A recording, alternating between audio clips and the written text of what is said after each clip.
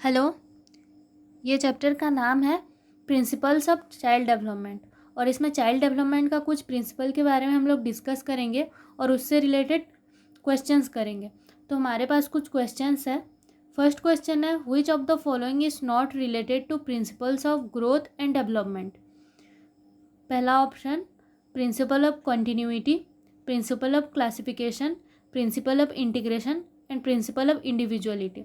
Principal of continuity का मतलब होता है कि हमारा जो ग्रोथ एंड डेवलपमेंट है वो थ्रू आउट द लाइफ हमारे साथ वो डेवलप होते जाता है। तो मतलब वो एक कंटिन्यूस प्रोसेस है, इसीलिए इसका नाम प्रिंसिपल ऑफ कंटिन्यूटी है। Principal of integration, principal of integration मतलब हमारे पास मतलब पहले से जो प्रीवियस नॉलेज होता है उसको यूज़ करके कैसे हम लोग न्यू थ्योरी बनाते हैं, या फिर हम लोग कुछ डिस्कवर करते हैं, या फिर हम अपने आप से कुछ एक्सप्लोर करते हैं, या फिर कुछ एक्सपीरियंस को इंटीग्रेट करके हम लोग न्यू एक्सपीरियंस बनाते हैं, उसको प्रिंसिपल ऑफ इंटीग्रेशन बोलते हैं। जैसे हम लोग पहले के नॉलेज को उसको मिक्स करके हम लोग न्यू चैप्टर स्टार्ट करते हैं, तो हम लोग पहला वाला नॉलेज को इमेजिन कर सकते हैं, उसको प्रिंसिपल ऑफ इंटीग्रेशन कहा जाता है। फिर principle of individuality, principle of individuality का मतलब होता है कि हम हर एक इंडिविजुअल का डिफरेंट डिफरेंट रेट होता है डेवलपमेंट का, और उसका पेस भी डिफरेंट होता है, तो इसी को प्रिंसिपल ऑफ इंडिविजुअलिटी कहा जाता है। इसके हिसाब से सब लोग अपने में अलग अलग हैं। तो सेकंड ऑप्शन रॉन्ग है हमारा, क्योंकि ऐसा कुछ प्रिंसिपल नहीं होता, तो this is not related to principle of growth and development. फिर question number 2, scope of child psychology is study the characteristics of infancy stage only, study the characteristics of conception period only, study the characteristics of childhood only, study the characteristics of conception to adolescence.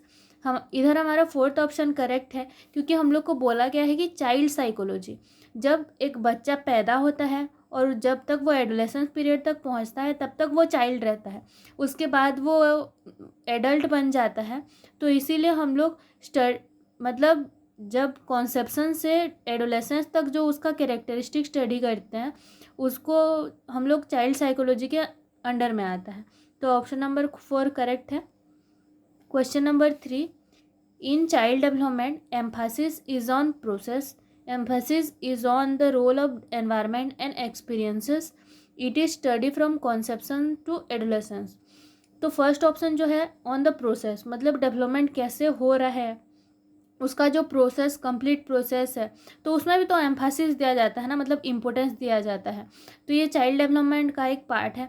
फिर Mphasis is on roll of environment and experiences, environment और experience दोनों, environment से जो हम लोग experience gain करते हैं या फिर हम लोग कैसा एनवायरनमेंट में रहते हैं। अगर एक बच्चा एक डेवलप्ड सोशियो इकोनॉमिक मतलब स्टेटस का है और वो अच्छा एनवायरनमेंट में बड़ा हुआ है, तो उसका थिंकिंग, उसका मतलब बिहेवियर अलग होगा। जबकि दूसरा कोई बच्चा अगर वो ड्रास्टिक मतलब जगह से कंडीशन में बड़ा हुआ है तो उसका थिंकिंग डिफरेंट होगा। तो इसीलिए चाइल्ड डेवलपमेंट मतलब एनवायरनमेंट और एक्सपीरियंस दोनों के रोल के ऊपर एम्फासिस देता है, मतलब इम्पोर्टेंस देता है। और it is the study from conception to adolescence, मतलब जब हम पैदा होते हैं उसके बाद से एडोलेसेंस पीरियड तक हमारा जो स्टडी होता है वो भी चाइल्ड डेवलपमेंट के अंदर में आता है। तो option all of the above is correct. फिर आ जाता है हमारा question number 4, which of the following is a principle of development, it is a discontinuous process, all processes of development are not interconnected, it does not proceed at the same pace for all, and development is always linear. पहले तो ये discontinuous process नहीं होता है, क्योंकि हमेशा life भर हम लोग डेवलप करते जाते हैं, प्रोग्रेस करते जाते हैं, कभी वो डिसकंटिन्यू नहीं होता, मतलब वो कहीं पहले रुक जाता है फिर थोड़ा देर बाद होता है, ऐसा तो नहीं होता, ये हमेशा कंटिन्यूस होता है। अगर हम खराब वे में डेवलप हों या फिर अच्छा वे में, लेकिन वो कभी डिसकंटिन्यूस नहीं होता। फिर option number correct second, all processes of development are not interconnected, ये भी रॉन्ग है, क्योंकि जो प्रोसेस हमारा जितना भी डेवलपमेंट का प्रोसेस है सब एक दूसरे के साथ इंटरलिंक्ड है। जैसे अगर कोई बच्चा हाथ हिलाना नहीं सीखा है तो जब तक नहीं सीख जाता हाथ हिलाना तब तक वो फिंगर हिलाना नहीं सीखता, मतलब उसका फिंगर का कोऑर्डिनेशन अच्छा नहीं हो पाता। तो ये वाला ऑप्शन रॉन्ग है। It does not proceed at the same pace for all, ये वाला करेक्ट है, क्योंकि सब प्रिंसिपल ऑफ इंडिविजुअलिटी के हिसाब से मतलब जितना भी डेवलपमेंट जो होता है वो सबके लिए सेम रेट में नहीं होता, वो सबके लिए अलग अलग होता है। तो इसीलिए वो प्रिंसिपल ऑफ इंडिविजुअलिटी के हिसाब से ये ऑप्शन नंबर 3 करेक्ट हो जाएगा। Question number 5, Naresh and Mukesh have same age group, they show difference in social and mental development, it is due to the following principle of development: principle of modifiability, principle of definite and predictable pattern, principle of individuality और principle of uniform pattern. जो हमारा principal of individuality है उसके हिसाब से हर एक individual का development अलग रेट से होता है और अलग वे में होता है, तो उसके हिसाब से देखा जाए तो हमारा ऑप्शन नंबर 3 करेक्ट है। बाकी ऑप्शन को भी थोड़ा देख लेते हैं। प्रिंसिपल ऑफ मॉडिफाइबिलिटी, मतलब हम जितना जितना डेवलप करते जाते हैं उतना उतना हमारे अंदर मॉडिफिकेशन आते जाता है, तो ये हो गया हमारा प्रिंसिपल ऑफ मॉडिफाइबिलिटी। फिर principle of definite and predictable pattern, हमारा जो डेवलपमेंट होता है वो हमेशा एक डेफिनाइट और प्रेडिक्टेबल पैटर्न में होता है। जैसे कोई अगर मतलब बच्चा है तो वो उसके बाद पहले बैठेगा, फिर खड़ा होना सीखेगा, फिर चलना सीखेगा, तो हम लोग ये प्रेडिक्ट कर सकते हैं कि इतना महीना में ये करेगा, ये करेगा। हमारा जो बिहेवियर है वो अप टू सर्टेन पीरियड, मतलब सर्टेन एक्सटेंट हम लोग उसको प्रेडिक्ट कर सकते हैं और वो डेफिनाइट होता है। तो ये वाला हमारा, लेकिन उससे रिलेटेड नहीं है, ये क्वेश्चन के रिलेटेड नहीं है।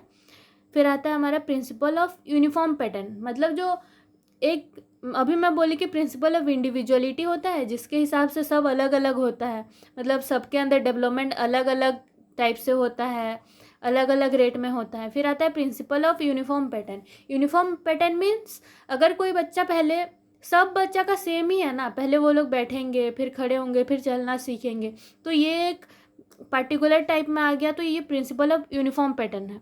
फिर question number 6, which one of the following principle is giving importance to the related factors in the atmosphere of the child development: principle of uniformity and pattern, principle of social understanding, principle of continuity and principle of interrelation। तो ये जो है हमारा principle of social understanding, question में दिया गया है कि रिलेटेड फैक्टर्स इन एटमॉस्फेयर, जो हमारे आउटर एनवायरनमेंट से कौन सा रिलेटेड है बोला है, तो इसमें एक ही दिया है कि सोशल अंडरस्टैंडिंग, बाकी सब है वो जो हमारे अंदर ही होता है। तो option number 2 is the correct option. Question number 7, understanding the principles of development of a child helps teacher इन, मतलब जो हम प्रिंसिपल पढ़ रहे हैं वो चाइल्ड डेवलपमेंट में टीचर को क्या हेल्प करता है, मतलब एक टीचर अगर वो प्रिंसिपल को जानेगा तो चाइल्ड डेवलपमेंट में उसको चाइल्ड का डेवलपमेंट करने में उसको क्या हेल्प होगा। First option, effectively catering to the different learning styles of learner, identifying the social status of learner, identifying the economic background of the learner, rationalizing why learners ought to be taught.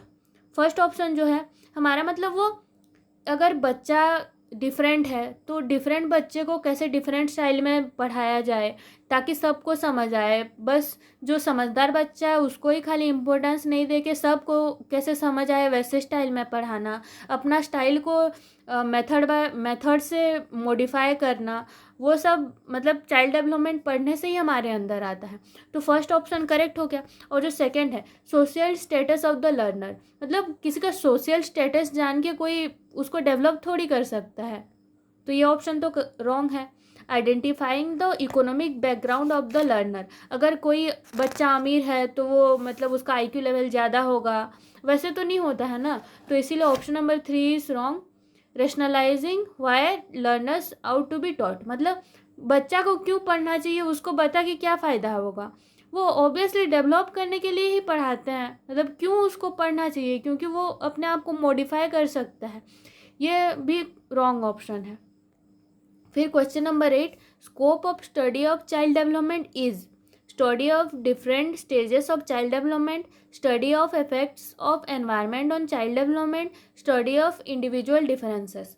तो ये जो child development जो हम लोग पढ़ते हैं उसमें क्या क्या स्कोप है, उसमें मतलब चाइल्ड डिफरेंट स्टेज में कैसे बिहेव करना चाहिए, कैसे उसको मतलब उसको मॉडिफाई कर सकते हैं, तो उसको पढ़ेंगे। तो फर्स्ट ऑप्शन करेक्ट है, study of effects of environment on child development. मतलब हमारा जो एनवायरनमेंट, कैसा एनवायरनमेंट देने से बच्चा अच्छा से डेवलप कर पाएगा, हम लोग को कैसा बिहेव करना चाहिए, तो वो सब हमारा एनवायरनमेंट के स्टडी में जाता है। तो option number second is also correct. Third option जो है स्टडी ऑफ इंडिविजुअल डिफरेंसेस, मतलब डिफरेंट पीपल को कैसा, मतलब हम लोग सब अलग अलग हैं, तो उन लोग को कैसे डिफरेंट टीचिंग मेथड दिया जाए कि सब लोग को समझ में आए। तो इसीलिए चाइल्ड डेवलपमेंट को पढ़ना बहुत ज़रूरी है। तो option all of the above correct हो जाएगा, क्योंकि सब ऑप्शन ही करेक्ट है। फिर question number 9, which of the following is an internal factor of child development, intelligence, heredity factor, physical ability, all of the above. यहाँ पे देखें तो सभी इंटरनल फैक्टर है। हमारा intelligence, heredity factor, physical ability वो इंसान के अंदर ही होता है ना, चाइल्ड के अंदर ही होता है, तो इसीलिए ये सब इंटरनल फैक्टर है। और जो एक्सटर्नल फैक्टर होता है वो होता है हमारा एनवायरनमेंट, कैसे सोशल बैकग्राउंड से वो बिलोंग करता है, वो इकोनॉमी कैसे है उसके घर का, वो सब एक्सटर्नल फैक्टर है। फिर आता है question number 10, which one of the following is the true statement corresponding to cephalocaudal principle of child's development. Development is from head to toe foot, development is from foot to head, development is from middle to periphery, none of the above. ऐसा question usually RI में तो नहीं आता है, लेकिन CTET, BEd वो सब में प्रिंसिपल्स आता है। तो जो सेफालोकोडल प्रिंसिपल है उसके हिसाब से हमारा जो डेवलपमेंट होता है वो हेड टू टो होता है, फुट होता है। मतलब पहले हम लोग आई का कोऑर्डिनेशन सीखेंगे, फेशियल एक्सप्रेशन सीखेंगे। जब बच्चा 1 महीना का हो जाता है या फिर 7 डेज का भी हो जाता है तो अपने फेशियल एक्सप्रेशन के ऊपर कंट्रोल रखना स्टार्ट कर लेता है। फिर धीरे धीरे मतलब हेड टू टो उसका कोऑर्डिनेशन अच्छा रहना स्टार्ट होता है। जैसे पहले वो हाथ को हिलाना सीखता है, फिर उसके साथ उसके बाद ही वो फिंगर का कोऑर्डिनेशन सीखता है। तो हमेशा हमारा पेरिफेरी से मतलब अंदर से पेरिफेरल के उधर मूव करता है हमारा डेवलपमेंट। तो ऑप्शन नंबर 1 करेक्ट हो गया। फिर question number 11, on the basis of child psychology which statement is appropriate, all the children are homogeneous, some children are homogeneous, some children are unique, every child is unique. मतलब जो सब children homogeneous है। Homogeneous मतलब वो लोग पूरा same type का behave करते हैं, उनका नेचर सेम है, बिहेवियर सेम है, या फिर वो कुछ भी सेम है तो वो लोग होमोजेनस है। ऐसा तो नहीं होता, दुनिया में जितने भी बच्चे हैं सब लोग यूनिक होते हैं। इवन जो ट्विंस आते हैं भले ही उनका फिजिकल अपीयरेंस सेम हो सकता है, लेकिन उनका बिहेवियर, उनका एटीट्यूड सब डिफ़र करता है, और इवन उनका जीन स्ट्रक्चर भी डिफ़र करता है। सम चिल्ड्रन आर होमोजेनस, कुछ बच्चे होमोजेनस होते हैं, कुछ बच्चे भी होमोजेनस नहीं होते। मतलब ऐसे जरूरी नहीं है कि 2 बच्चे पूरा आइडेंटिकल होंगे। अगर वो लोग को सेम एनवायरनमेंट भी दिया जाए, even if they same parents के बच्चे हो, फिर भी वो लोग होमोजेनस नहीं होते। फिर some childrens are unique, actually every child is unique, not some. So 4th option is the correct option. फिर question number 12, the central focus of child psychology is good teacher, child, teaching process, school.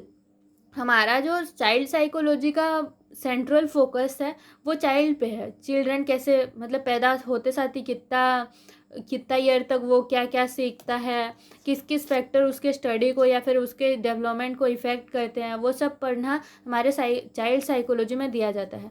तो वो central focus of child psychology child. So option number 2 is correct. Question number 13, which of the following is external factor of development, economic condition, social condition, life experiences, all of the above। इधर जितना भी दिया गया है सब कुछ मतलब external factor ही है। जैसे हमारा हेरिडिटी, वो फिजिकल एबिलिटी, वो सब इंटरनल फैक्टर था। ऐसे ये सब फिजिकल मतलब एक्सटर्नल फैक्टर है, जैसे इकोनॉमिक कंडीशन। इकोनॉमिक कंडीशन कैसे इफेक्ट करता है? अगर कोई बच्चा इकोनॉमिकली स्टेबल है या फिर अच्छा से बिलोंग करता है तो वो अच्छा स्कूल अफोर्ड कर पाएगा, और उधर उसको अच्छा एनवायरनमेंट मिलेगा सीखने के लिए, उसको न्यूट्रिशियस फूड मिलेगा ताकि वो उसका फिजिकल एबिलिटी अच्छा हो पाए। फिर सोशल कंडीशन, अगर अगर कोई बच्चा हमेशा ख़राब कंडीशन में रहे, उसके घर में हमेशा मतलब झगड़ा होता रहे, तो वो बच्चा भी अच्छे से डेवलप नहीं करेगा। अगर इकोनॉमिक कंडीशन अच्छा हो लेकिन सोशल कंडीशन अच्छा नहीं हो, तब भी उसके डेवलपमेंट में बहुत इफेक्ट करता है। फिर आता है लाइफ एक्सपीरियंसेस। हम लोग जितना अच्छा चीज़ एक्सपीरियंस करेंगे उतना ही अच्छा चीज़ धीरे धीरे सीखते जाएंगे। तो ये तीनों ही एक्सटर्नल फैक्टर हैं, और all of the above is the correct option. Question number 14, why is it important for a teacher to know all the aspects of child development? मतलब टीचर को क्यों जानना चाहिए कि चाइल्ड डेवलपमेंट में क्या क्या एस्पेक्ट्स है? तो ऑप्शन नंबर 1 है हमारा, to understand and solve problems of student, to apply appropriate teaching methodology, to develop proper learning environment for students, and all of the above. पहला तो है जो हमारा स्टूडेंट का प्रॉब्लम एंड उसका मतलब जितना भी प्रॉब्लम एंड डिफ़िकल्टी है उसको समझ के सॉल्व करना। तो ये अगर हम चाइल्ड डेवलपमेंट के एस्पेक्ट्स को जानेंगे तो हम लोग जो चिल्ड्रन का प्रॉब्लम्स है या फिर कुछ स्टडी डिफ़िकल्टी है या फिर कोई भी लाइफ के मैटर में भी कोई डिफ़िकल्टी है तो हम लोग उसको समझ पाएंगे और सॉल्व कर पाएंगे, और एक्चुअली एक्यूरेट सॉल्यूशन इसलिए दे पाएंगे क्योंकि हम लोग को पता होगा कि किस एज में कैसा बिहेव करना चाहिए, किस एज में वो लोग इमोशनली बहुत मतलब वीक होते हैं, तो हम लोग उनको अच्छा सॉल्यूशन दे पाएंगे।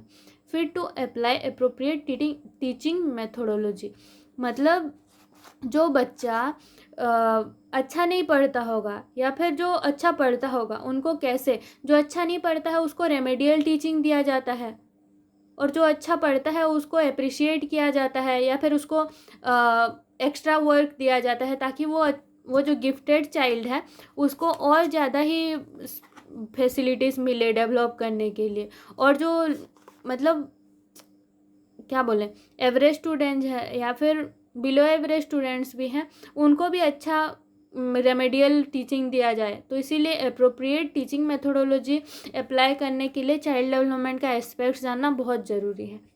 To develop proper learning environment for students, मतलब जो हमारा लर्निंग एनवायरनमेंट होता है उसको बेटर बनाने के लिए, उसको डेवलप करने के लिए कि कैसा एनवायरनमेंट में बच्चों को अच्छा लगता है, डिस्कशन मेथड में अच्छा लगता है जब सब इंक्लूड हो पाते हैं, या फिर रोल प्ले तो अच्छा एनवायरनमेंट दे पाए। तो all of the above correct होगा। फिर आता है हमारा 15, development is a sequential and slow process, which among the following thinker is associated with this thought? ये हमारे जो BF स्किनर थे वो ये थ्योरी दिए थे कि डेवलपमेंट जो है वो एक सीक्वेंस में होता है और ये धीरे धीरे होता है, ऐसे पूरा जल्दी में नहीं हो जाता या फिर सडन नहीं हो जाता। और ये इनका एक बहुत फेमस थ्योरी है जिसका नाम है थ्योरी ऑफ ऑपरेंट कंडीशनिंग। तो ये वाला क्वेश्चन CTET में आता है। तो BF स्किनर का यही एक थ्योरी है और वो बहुत सारा थ्योरी दिए थे, तो one of the famous theory is theory of operant conditioning. फिर आता है हमारा question number 16, development is never ending process, which with which principle of child development can this thought be associated? ये बोला गया है ये नेवर एंडिंग मतलब कंटिन्यूस है, तो इसीलिए डेवलपमेंट इज कंटिन्यूस वाला प्रिंसिपल के बेसिस पे ये जो स्टेटमेंट है वो दिया गया है। तो ऑप्शन नंबर हमारा 2 करेक्ट हो गया। फिर हमारा question number 17, a mother observes that one of her twin has learn to work faster than the other, this difference in learning is related to which principle of development? First जो option है development proceeds from head to toe, वो तो दोनों में हुआ ना, मतलब दोनों ही ट्विन में हुआ कि वो हेड टू टो, क्योंकि ये एक मतलब यूनिवर्सली एक्सेप्टेड थ्योरी है क्योंकि वो हेड टू टो ही होता है हमेशा। तो एक में डिफर होगा, पहले वो टो को कंट्रोल करना सीखेगा फिर हेड को, ऐसे तो नहीं होगा, तो ये वाला ऑप्शन रॉन्ग है। फिर option number 2, development proceeds stage by stage, मतलब स्टेज बाय स्टेज ये भी करेक्ट है, लेकिन ये जो हमारा ऊपर का क्वेश्चन दिया गया है उसके हिसाब से ये थ्योरी देना गलत हो जाएगा। फिर है हमारा development proceeds at different pace for people, मतलब अलग अलग पीपल के लिए अलग अलग रेट में डेवलपमेंट होता है। तो ये वाला हमारा ऑप्शन करेक्टली मैच हो रहा है, क्योंकि एक ट्विन फास्टर सीख रहा है तो दूसरा स्लो, तो इसीलिए मतलब डिफरेंट पीपल के लिए डेवलपमेंट डिफरेंट डिफरेंट रेट में होता है। फिर आता है मतलब इससे ये नहीं जज करना चाहिए कि कोई बच्चा मतलब ये क्यों नहीं जल्दी सीख रहा है क्योंकि इसका ही गलती है, प्रैक्टिस नहीं करता, ऐसा नहीं होता। सबके लिए डेवलपमेंट का रेट अलग अलग होता है। तो ये हमारा ऑप्शन नंबर 3 करेक्ट है। और फोर्थ में दिया है development proceeds from general to specific. ये जो हमारा जनरल टू स्पेसिफिक बोला गया है, इसको हम लोग डिडक्टिव बोलते हैं। एक्चुअली हमारा जो लर्निंग का स्टाइल होता है वो 2 टाइप का होता है। एक होता है हमारा इंडक्टिव प्रोसेस, एक होता है डिडक्टिव प्रोसेस। डिडक्टिव प्रोसेस जो होता है उसके हिसाब से देखें तो हमारा जनरल थिंग से हम लोग स्पेसिफिक थिंग को सिखाते हैं। जैसे हम लोग बोले कि फ्रूट के अंदर सीड्स होता है, फ्रूट के अंदर सीड्स होता है, फिर हम लोग स्पेसिफिक में चले गए, हम लोग बोले कि मैंगो फ्रूट में सीड होता है उसके अंदर, तो ये हमारा जनरल केस से स्पेसिफिक केस में चले गए हम लोग। फिर बोले कि बर्ड्स फ्लाई है, मतलब बर्ड्स उड़ते हैं, फिर हम एक स्पेसिफिक केस में चले गए कि क्रो उड़ता है, तो वो हो गया हमारा development proceeds from general to specific या फिर डिडक्टिव मेथड। इसको डिडक्टिव इसलिए बोला जाता है क्योंकि हम लोग जनरल जो है वो बहुत वास्ट है, लेकिन जो स्पेसिफिक है वो एक स्मॉल मतलब किसी एक पर्टिकुलर केस में हम लोग देख रहे हैं तो उसको डिडक्ट कर दे रहे हैं। जनरल बहुत वास्ट है, स्पेसिफिक बहुत छोटा है, हम लोग डिडक्ट कर रहे हैं, घटा रहे हैं, तो इसको डिडक्टिव मेथड कहा जाता है। और एक होता है इंडक्टिव मेथड। इंडक्टिव का मतलब होता है कि हम लोग स्पेसिफिक टू जनरल जा रहे हैं। जैसे हम लोग बोले देखो कि वो कौवा उड़ता है, फिर बोले कि पैरट भी उड़ता है, फिर बोले कि वो मतलब चिकन नहीं उड़ती, वैसे वैसे करके बहुत सारा एग्जाम्पल लिए, फिर एज अ होल हम लोग उसको मिक्स किए और बोले कि बर्ड्स उड़ती हैं, तो वो उसको हम लोग बोलेंगे इंडक्टिव मेथड। हम लोग इंडक्ट कर रहे हैं, इंडक्शन कर रहे हैं, मतलब हम लोग स्पेसिफिक केस से जनरल केस तक पहुंच रहे हैं। तो ये वाला इसका कॉन्सेप्ट है कि हम लोग 2 मेथड ऑफ टीचिंग, मतलब 2 मेथड्स ऑफ टीचिंग की कैसे पढ़ाया जाता है। फिर आता है हमारा question number 18। Sita has learn to eat rice and dal with her hand by seeing another girl doing the same. Which principle of development is it associated with? First, development takes place by learning. Early development is more important than later development. Development follows a pattern. Development of individuality. पहला option जो बोला गया है, मतलब हम लोग जैसे ही सीखते हैं, सीखते सीखते ही हमारा डेवलपमेंट होता है। सही बात है, हम लोग जैसे ही मतलब सीखते हैं तो डेवलप होता है। जैसे सीता किसी को देख के वो अपना हाथ से खाना सीखी तो वो डेवलप की, धीरे धीरे अपना कुछ स्किल्स डेवलप की, खाने का स्किल डेवलप की। वैसे ही हम लोग मतलब दूसरों को फॉलो करके ही हम लोग आगे बढ़ते हैं, मतलब डेवलप करते हैं। इसलिए किसी को फॉलो करना गलत नहीं है, लेकिन ऐसा लोग को फॉलो करना चाहिए जो मतलब मैच्योर हो या फिर वो लोग उनके पास गुड मैनर्स हो। फिर आता है हमारा सेकेंड कि फर्स्ट ऑप्शन तो करेक्ट हो गया, फिर हम लोग सेकेंड को देखते हैं। Early development is more important than later development. ये वाला स्टेटमेंट भी करेक्ट है, लेकिन वो हमारे क्वेश्चन के साथ उसके कॉन्सेप्ट को मतलब आंसर नहीं करता। तो हमारे जो सेकेंड ऑप्शन में लिखा गया है कि early development is more important than later development, उसका मीनिंग है कि हमारा बर्थ के टाइम से 5 साल के बीच में हम लोग जितना भी सीखते हैं उसको हम लोग कभी लाइफ भर नहीं भूलते हैं।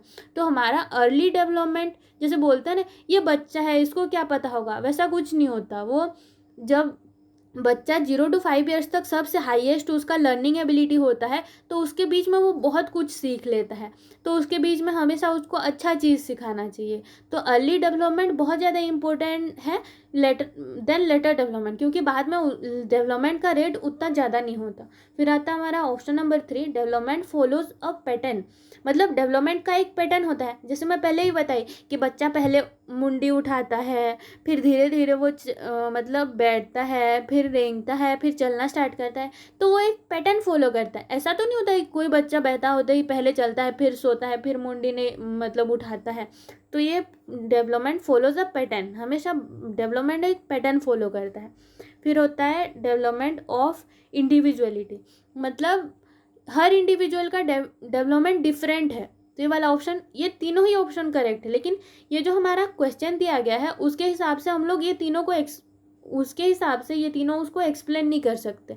तो हमारा ऑप्शन नंबर 1 करेक्टली एक्सप्लेन करता है, तो ऑप्शन नंबर 1 करेक्ट हो गया। फिर आया हमारा question number 19, why is it important for the teachers to no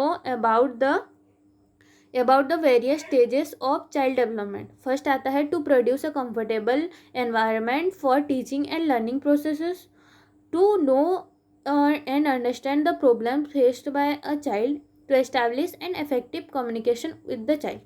first option देखें, to produce a comfortable environment for teaching and learning process. मतलब जब तक एक बच्चा एक एनवायरनमेंट में कंफर्टेबल नहीं होगा, मतलब वो अपने फीलिंग्स को शेयर नहीं कर पाएगा या फिर वो आंसर नहीं कर पाएगा अच्छे से, तब तक वो टीचिंग जो एनवायरनमेंट है उसके लिए वो सुइटेबल नहीं है। तो हम लोग को उसके लिए कंफर्टेबल बनाना है पहले टीचिंग लर्निंग प्रोसेस को, तभी वो अच्छा से सीख पाएगा। तो पहला ऑप्शन करेक्ट है। फिर आता है to know and understand the problems faced by the child. जब तक हम लोग उसके प्रॉब्लम को नहीं समझेंगे तब तक उसको हम सॉल्व कैसे करेंगे। तो हमारा ऑप्शन नंबर बी भी करेक्ट है, to establish an effective communication with the child. मतलब जब तक टीचर अपने बच्चे के साथ, मतलब चिल्ड्रेन के साथ वो फ्री नहीं होता, तब तक वो उसको जो भी समझाएगा वो चाइल्ड अच्छा से एक्सेप्ट नहीं कर पाएंगे, क्योंकि वो हार्ड लैंग्वेज में समझाएंगे, तो ये भी अच्छे से कम्युनिकेशन दोनों के बीच में नहीं हो पाएगा।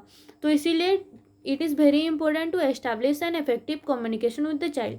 तो इस हिसाब से देखें तो तीनों ही ऑप्शन करेक्ट है। तो हमारा ऑप्शन नंबर 4 करेक्ट हो गया, ऑल ऑफ द अबव। फिर आता है question number 20, at lower classes playway method of teaching is based on theory of physical education program, principle of methods of teaching, psychological principle of development and growth, फिर आता है sociological principle of teaching. जो हमारा playway method है वो एक बहुत famous मतलब मेथड है जो कि हेनरी कैडवेल कुक ने दिया था, और उसके हिसाब से मतलब खेल कूद के सीखना, मतलब एक्सपीरियंस, लर्निंग बाय एक्सपीरियंस। तो हम लोग को एक्सपीरियंस करके सीखना चाहिए। तो छोटे छोटे बच्चों के लिए ये पूरा मतलब सुइटेबल है, जो कि उनके में अप्लाई किया जाता है। तो लोअर क्लासेस में प्लेवे मेथड से सीखा जाता है। जैसे बोलते हैं कि ABCD दाल से चिपका के लाना, कार्टून्स बना के लाना, वो एक प्लेवे मेथड का पार्ट है। तो उसमें जो हमारा साइकोलॉजिकल, हमारा जो प्रिंसिपल डेवलपमेंट और ग्रोथ का जो प्रिंसिपल है उसको हम लोग साइकोलॉजिकली समझते हैं, फिर बच्चा का जो साइकोलॉजी है उसके हिसाब से मैच करके हम लोग प्लेवे मेथड मतलब डिफरेंट मेथड्स यूज़ करके लर्निंग को एन्जॉयबल बनाते हैं। तो इस हिसाब से हमारा ऑप्शन नंबर 3 करेक्ट हो गया। फिर question number 21, which of the following is a principle of development, all process of development are not interconnected, it does not proceed at the same pace for all, development is always linear, it is a continuous process। जैसे देखो first वाला जो है process of development are not interconnected, ऐसा तो नहीं है। हर मतलब हम लोग जो पहला वाला स्टेज जो होता है, जो सीखे होते हैं उसी को यूज़ करके हम लोग नेक्स्ट स्टेज में पहुंचते हैं।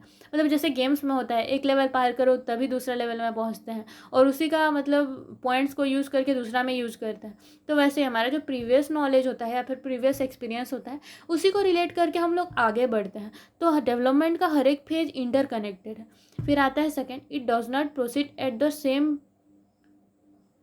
फर्स्ट ऑप्शन रॉन्ग हो गया। फिर होता है it does not proceed at the same pace for all. हाँ ये सच है, क्योंकि प्रिंसिपल ऑफ इंडिविजुअलिटी जो था उसके हिसाब से देखें तो हमारा जो सब के लिए सेम रेट में डेवलपमेंट नहीं होता, प्रोसीड नहीं करता, सबके लिए अलग अलग होता है।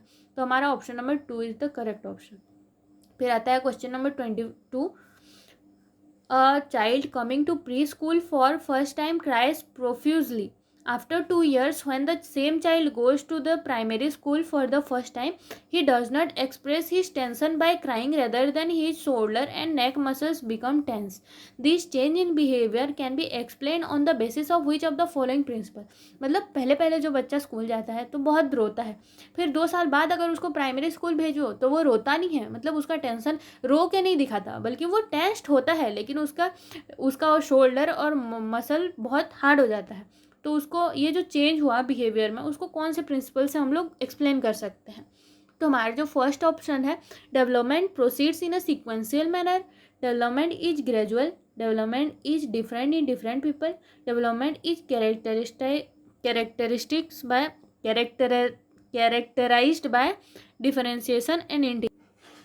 हमारे जो होता है development proceeds in a sequential manner, development is gradual, development is different in different people, development is characterized by differentiation and integration. ये जो है मतलब पहले रोता था, फिर मतलब नेक मसल टेंस हो जाता था। ये जो हमारा डिफरेंशिएशन और इंटीग्रेशन के थ्रू समझ सकते हैं। डिफरेंशिएशन का मीनिंग होता है पहले हम लोग सिंपल से कॉम्प्लेक्स की तरफ मूव करते हैं।